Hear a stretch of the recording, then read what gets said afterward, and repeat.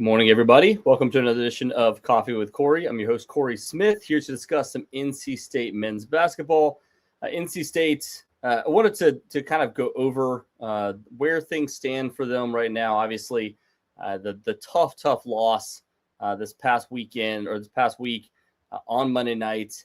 Big opportunity for NC State. Didn't really meet the moment. Clearly, a game that, if you had won that game, it puts you well inside the NCAA tournament bubble. You're talking more about seeding than you are about being on the bubble. I don't think this team is anywhere near the bubble right now. This is a team that's currently looking at a 7 or an 8 seed, not, being on the line for a 10 or 11 seed and trying to barely get in. Now, they will face a few teams that are trying to do that. Miami, obviously, up this upcoming weekend, that's going to be a big one.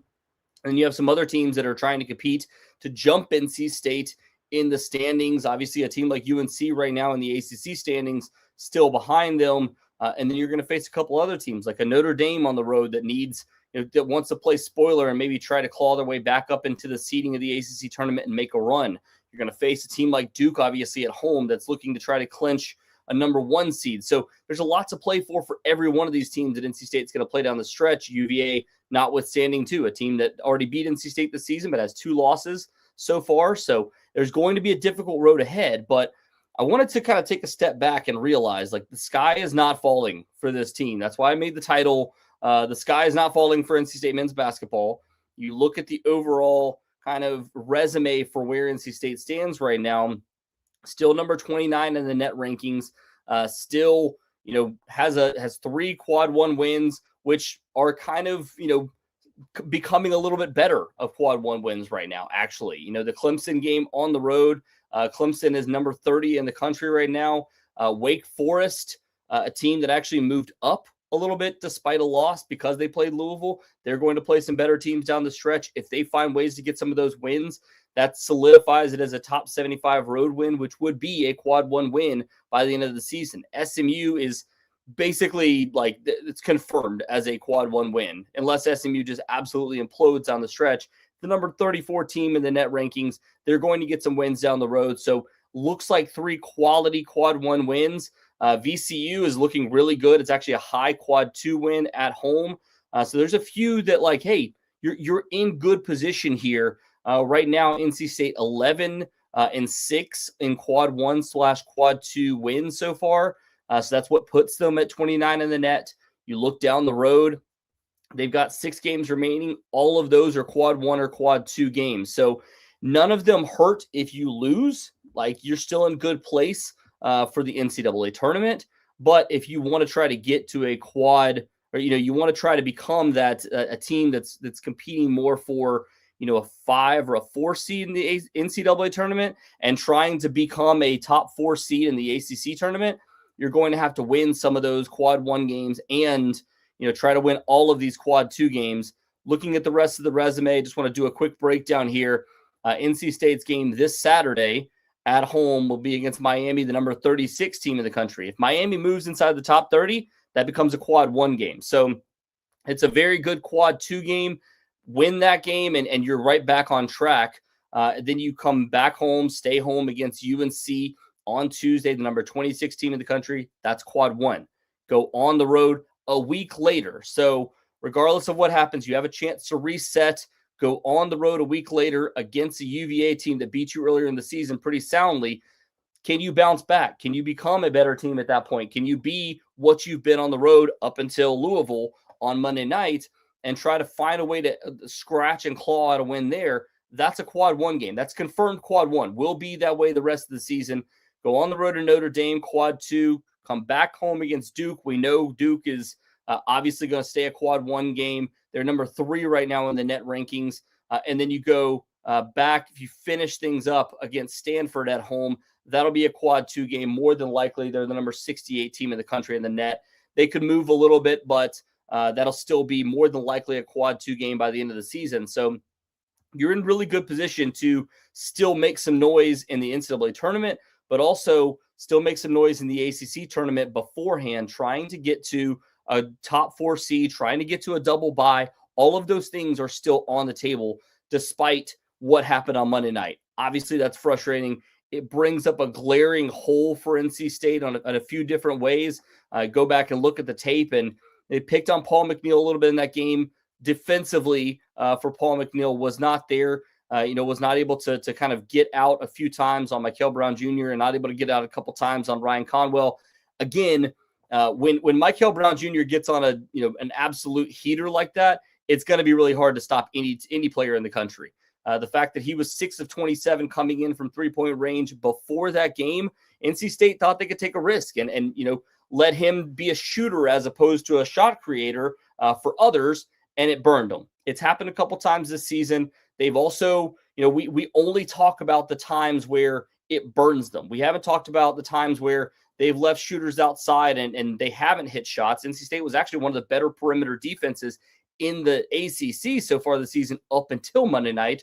And that, again, it burns them from time to time. Now, the biggest thing is learning from that and getting better in-game scenarios, especially on the defensive end. They've been able to do that a lot offensively, looking at what teams are giving them and being able to create shots for other players, finding the hot hand, whether it's Darian Williams, Paul McNeil, Quadir Copeland at times, or guys like Trey Holloman. They've given them all opportunities. Obviously, Vinal and Lubin, they feed consistently down low, but you've got a lot of different guys that can get going from outside. They just didn't get going really on Monday night. And I think that's one of the biggest glaring issues for NC State offensively right now is the fact that they do rely pretty heavily on the three-point ball. When it's not falling, you only hit 3 the other night out of 22 or 4 the other night out of 22 attempts, hit 3 in the first half, 1 in the second half. It's going to become a major issue. And it's not only a major issue offensively, but it can become a pretty big issue defensively. We've heard Will Wade talk about it multiple times this season, the fact that, the offense not getting going becomes a hindrance on the defense. The fact that if you're missing shots, teams are able to get an easy rebound, get out in transition because you can't offensively rebound the basketball, that ends up burning you on the other end, and they're able to get out. NC State's not getting back fast enough in transition, didn't get back fast enough in transition on Monday night. It's happened a couple times, and it's burned them. So all of those things, the good thing is you're now looking back on the last 7 games, you're 6-1. Like that's the where NC State is right now. Do you come off of a 6-game losing or winning streak and you lose a game the way that you did, and all of a sudden everybody's kind of throwing dirt back on you and going, all right, well, maybe they weren't the team that we thought they were. NC State, again, 6-0 on the road before this, 6-game winning streak before this. This is still a very good team. There's a reason why they're still high up in the net. There's a reason why they're still high up in Ken Palm rankings. There's a reason why all of these things are still kind of showing NC State being, as of right now, inside of an 8 seed in the NCAA tournament, as opposed to where we were 3 weeks ago, and talking about all right, can this team ever get itself well inside the bubble and not be, a 9 seed or a 10 seed and have a tough road to hoe once you get to the NCAA tournament. Now they're being looked at as a potential 6 or 7 seed. And hey, if you're able to get there, you put yourself in a favorable matchup at the beginning, build some momentum, get to the second weekend, potentially of the tournament, if you're able to face a 2 or 3 seed as opposed to a 1 seed in the NCAA tournament. So all those things kind of measuring out still really well for NC State, and you have a lot of opportunities ahead of you too. So I just want to throw all those things out there. And I'm talking about all of the bracket matrices and stuff like that. The fact that ESPN, Joe Lunardi still has NC State as a number 8 seed as of this morning against Wisconsin. The CBS algorithm that we have still has NC State as number 8 seed. Fox Sports, which has done a really good job over the last few years, Mike DeCourcy, shout out to him, has been number 29 in the bracket matrix rankings over the last 5 years. Has NC State as a number 8 seed against a Utah State team that would be a good matchup. A Utah State team, mind you, that beat VCU earlier this season, has played really well in Mountain West Conference. So those are good teams still that you're going to face. But then the last few that I put in the rankings or the brackets this morning that Terrence McCallan put out earlier today for us, 801 bracketology, which has been number 22 in the rankings in bracket matrix the last 5 years, has NC State as number 7 seed. 5-star bracketology has been number 76 the last few years, number 7 seed. And then teacher bracket, which actually shout out to them, big UNCW fans, been a really good year for them too. But he put out that NC State, which they've been 3rd overall in the country the last 2 years, according to bracket matrix, has NC State as a number 7 seed going against UCLA. to start things off. So again, like this is kind of where NC State still is sitting in this comfort zone. The big thing is don't let it implode down the stretch. I mean, we talked about all these Q1 and Q2 opportunities down the stretch. That means you're going to face good teams the last 6 games of the season.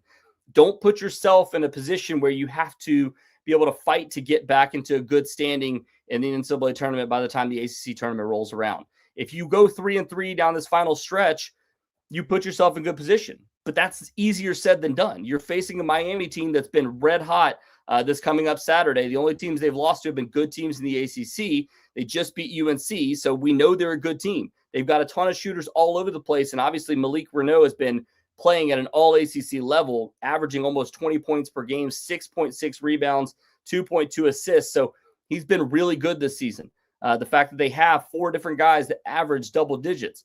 It's not like, okay, well, you just have to win, one of the games against UNC, one of the game or Virginia or Duke, and then win all the rest of them and you're good.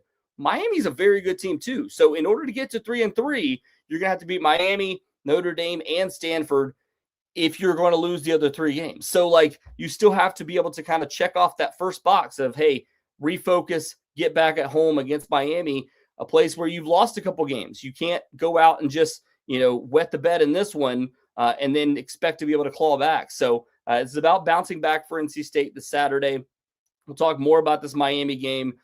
Gary asked a question. He said, I wonder why Paul only took 5 shots in this game. He looked very hesitant to shoot. Now, the defense wasn't that great. Yeah, and I mean, to me, their defense wasn't that great. Yeah, I get what he's saying. Hope he stays aggressive going forward. Yes.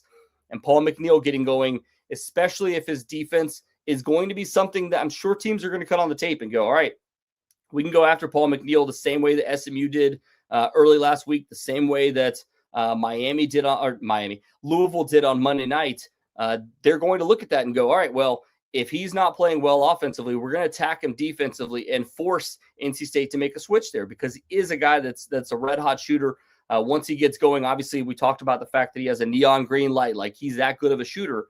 But if it's not going for him offensively and he's getting kind of, taken out of the game defensively, it's going to force NC State, Will Wade, to kind of look another direction and go, all right, what can we do? Do we put Terrence Arsenault in that position who's not as consistent offensively as Paul McNeil? We put Matt Abel in there who's not as consistent as Paul McNeil. So you got to figure out things for NC State offensively before you can defensively. And I think it's going to come down to guys like Paul McNeil being more consistent from 3-point range, getting going early on in games, and then that kind of sets the tone for you that you can go after him. You can go with some other guys offensively too. So he's kind of a key to all this for NC State down the stretch is if he can be that guy offensively, you can live with some of the tendencies defensively. You can move guys, switch guys onto the hotter shooters defensively and force them to take on those matchups as opposed to Paul McNeil. But if you're switching 1 through 5, and Paul McNeil gets in a matchup against a guy that's shooting well from outside,